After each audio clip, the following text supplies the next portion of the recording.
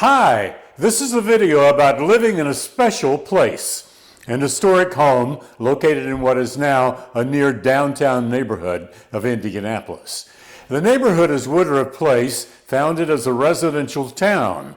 The home is a Victorian house built in that town in 1890 by Joseph and Mary Payne, and occupied for almost 30 years by my wife Emily, me, 3 cats, and 4 dogs.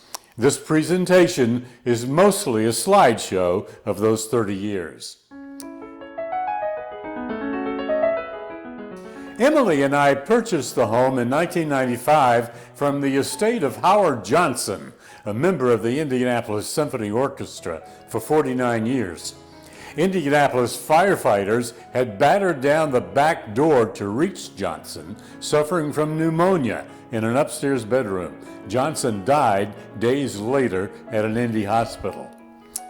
Johnson has spent a lot of time researching the identities of individuals who had lived in his home over the decades, including renters.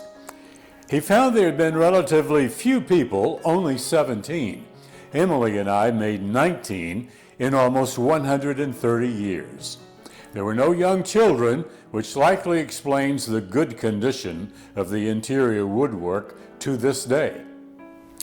Here's a photo of the home's library around 1940, showing the second owner, Cal Euler. Euler had bought the house from the Payne family in 1911, and he owned the property at least until 1942. It's likely Euler's handwriting that's still visible on the west wall of the carriage house. The writing appears to show license plate numbers of automobiles stored here from 1922 until 1926. Near the south wall of the carriage house, you'll find a hand pump for a water well, installed probably for the horses kept here before the cars.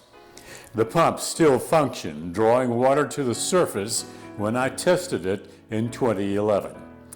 The iron bars that Johnson installed on the lower windows and the fence and gates that Emily and I installed later have prevented even a single attempted home break-in over the past 3 decades.